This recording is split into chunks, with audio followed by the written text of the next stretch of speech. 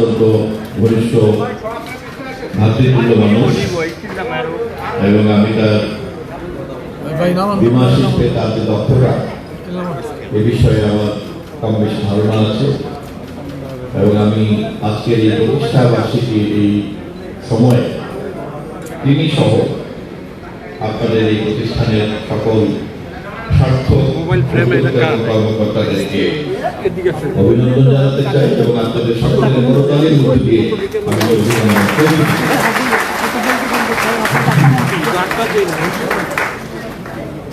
Bangladesh insurance অ্যাসোসিয়েশনের সভাপতি সাহেব এখানে উপস্থিত আছেন, জাতীয় সংসদে আমার প্রিয় সহকর্মী জনাব সাইদ আহমেদ এমপি মহোদয় উপস্থিত আছেন, ইন্স্যুরেন্স জগতের অন্যান্য সকল কর্মকর্তাবৃন্দ।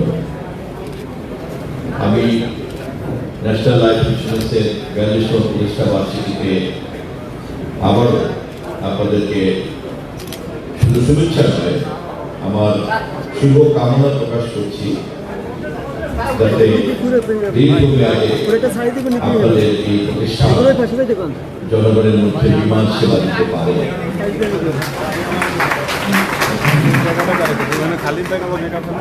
আমাদের দেশের অর্থনীতিতে আমরা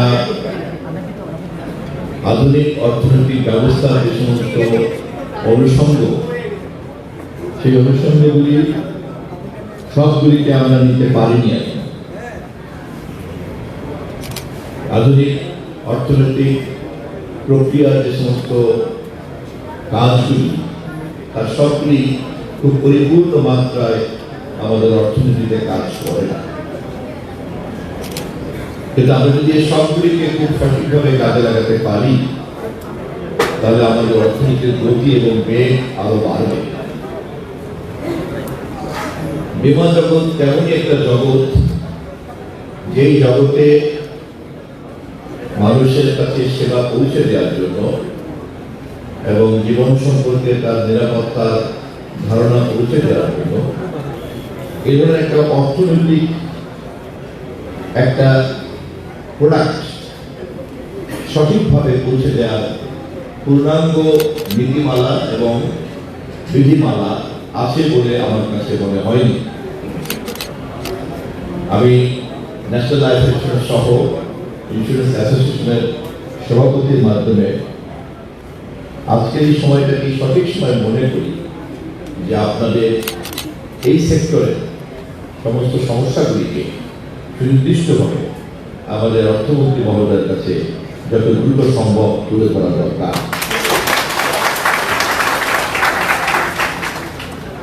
জনাব তারেক রহমানের নেতৃত্বে আমাদের সরকার, আমরা কেবল গণবাধা সরকার পরিচালনা করার জন্যই ক্ষমতা গ্রহণ করিনি। দেশের সবচেয়ে গ্রহণযোগ্য নির্বাচনের মধ্য দিয়ে নির্বাচিত হওয়ার পিছনে দেশের প্রতি, জনগণের প্রতি আমাদের সরকারের প্রতিশ্রুতি আমাদেরকে ভোট দেওয়ার একটা বড় কারণ। এবং ক্ষমতায় যাওয়ার আগেই রাষ্ট্র এবং সরকারের বিভিন্ন সমস্যাকে আমরা চিহ্নিত করেছি। যেই সমস্যাগুলিকে যদি আমরা সমাধান না করি, সংস্কার না করি, মেরামত না করি, তাহলে সমাধানের লক্ষ্যটা বাস্তবায়ন করা সফল হবে না। সে কারণেই আমরা সমস্যার সমাধান করতে চাই। উই ডু মিন বিজনেস, এবং আমরা যদি বিজনেস মিন করি সেজন্যই আমরা সমস্যাগুলিকে আগের থেকেই চিহ্নিত করে রেখেছি। আমাদের সরকারের সবচেয়ে বড় চ্যালেঞ্জ হচ্ছে বিগত আমাদের একটা ভঙ্গুর অর্থনীতি, একটা দেউলিয়া অর্থনীতিতে রূপান্তরিত হয়েছে। আপনারা সবাই জানেন কি পরিমাণ টাকা এখানে বিদেশে পাচার করা হয়েছে, কি পরিমাণ টাকা এখানে কর ব্যবস্থার বাইরে পড়ে আছে, কি পরিমাণ টাকা এখানে রাজস্ব আদায়যোগ্য হওয়া সত্ত্বেও রাজস্বের আওতায় আনা যায়নি, এবং রাষ্ট্রের এইভাবে বঞ্চিত হওয়ার যে প্রক্রিয়া, সেই প্রক্রিয়াগুলিকে আমাদের চিহ্নিত করতে হবে।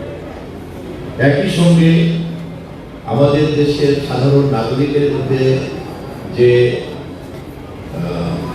উদ্যোক্তার মনোভাব আছে, এন্টারপ্রেনারশিপ আছে।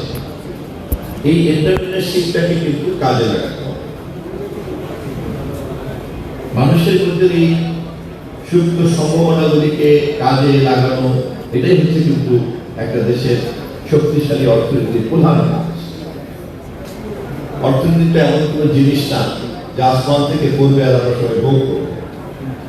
একটা দেশের অর্থনীতি সেই দেশের মানুষের কর্মপ্রক্রিয়ার মধ্যে দিয়েই কিন্তু শক্তিশালী হয়। সে কেমন করে আপনার জিডিপিতে প্রবৃদ্ধি বাড়াবে, কেমন করে অর্থনৈতিক কর্মকাণ্ড বাড়াবে, টাকা কত লোকের হাতের মধ্যে বদল হবে, টাকা বদলের গতি কত বাড়বে, তত কিন্তু অর্থনীতিও বাড়বে। অর্থনীতির এই বিজ্ঞানের কারণেই কিন্তু একটা নাগরিকের বীমা নিশ্চয়তা এটি অনেক গুরুত্বপূর্ণ ভূমিকা পালন করতে পারে। যখনই একজন নাগরিক যার উদ্যোক্তার মনোভাব আছে, মনোজগৎ আছে, তিনি যখন এরকম একটা নিরাপত্তার মধ্যে প্রবেশ করেন, তখনই সেই নিরাপদ নাগরিক ভবিষ্যৎ সম্পর্কে যিনি নিরাপদ বোধ করেন, তিনি কিন্তু খুব সুচিন্তিত ভাবে তখন তার উদ্যোগী মনোভাবকে এবং প্রতিভাকে তিনি কাজে লাগাতে পারেন। এবং এভাবেই সকলের উদ্যোগী মনোযোগকে যখন সমষ্টিগতভাবে কাজে লাগানো যায়, সেটাই কিন্তু অর্থনীতিতে একটা বড় ধরনের উল্লম্ফন ঘটে, একটা বড় ধরনের গতি তৈরি হয়।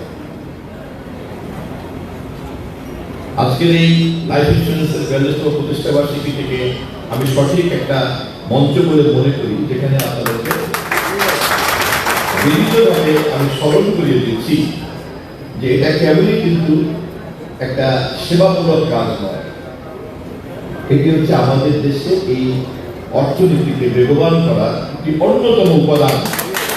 বীমা জগতের অর্থাৎ বীমা জগৎকে আরো অনেক বেশি বিস্তৃত করা দরকার এবং নাগরিকদের যেন এই বীমা জগতের নেটওয়ার্কের মধ্যে প্রবেশ করে, সেই কারণে সরকারের কাছ থেকে আপনাদের অ্যাসোসিয়েশনের উচিত সেই ধরনের আইন কানুন এবং বিধিমালাগুলিকে নিশ্চিত করা যা নাগরিককে আশ্বস্ত করবে এই বীমা জগতে প্রবেশ করবে এবং এভাবেই তাদের অর্থ এবং তাদের প্রিমিয়াম, তাদের বীমা, তাদের পরিকল্পনা সবটাই কিন্তু তখন একটা নিরাপত্তার আইনি কাঠামোর মধ্যে থাকে। কেবলমাত্রই আপনার কথাবার্তার মধ্যে অথবা বিশ্বাস অবিশ্বাসের ব্যাপারটাই কিন্তু তখন বড় থাকবে না। কোন ধরনের অর্থনৈতিক লেনদেন আধুনিক ব্যবস্থাতে বিশ্বাস এবং অবিশ্বাসের ভিত্তিতে চলতে পারে না, তাকে অবশ্যই একটা আইনি কাঠামো দেওয়া হবে। এবং আপনাদের মধ্যে প্রতিষ্ঠানের প্রধান কাজই হওয়া উচিত সেই ধরনের বাধ্যবাধকতামূলক রাষ্ট্রীয় আইনকে তৈরি করা এবং সেই আইনকে মানুষের কাছে তুলে ধরা এবং যার মধ্য দিয়ে আপনাদের এই ধরনের অর্থনৈতিক সেবামূলক উদ্যোগী কর্মসূচির প্রতি মানুষের আস্থা তৈরি করা। আমি জানি ন্যাশনাল লাইফ ইন্স্যুরেন্স সহ আপনারা অনেকেই এই ব্যাপারে আন্তরিক। আমি আপনাদেরকে বিনীতভাবে এই অনুরোধ জানিয়ে আমার বক্তব্য শেষ করব। আমাদের দেশের বীমা জগৎকে আরো অনেক বেশি গতিশীল করার জন্য আপনাদের ইন্স্যুরেন্স অ্যাসোসিয়েশনের সরকারের সঙ্গে হাতে হাত মিলিয়ে নীতিগত কাঠামোকে আরো অনেক বেশি শক্তিশালী করা দরকার, যা জনগণের মধ্যে আস্থা তৈরি করবে আপনাদের ইন্স্যুরেন্স জগতের। সবাইকে ধন্যবাদ, ন্যাশনাল লাইফ ইন্স্যুরেন্সকে ধন্যবাদ এবং চেয়ারম্যান সাহেব, চেয়ারম্যান সহ সকলের যাওয়ার শুভেচ্ছা থাকবে। মাননীয় মুখ্যমন্ত্রী মহোদয়কে অসংখ্য ধন্যবাদ তার মূল্যবান বক্তব্য দেওয়ার জন্য।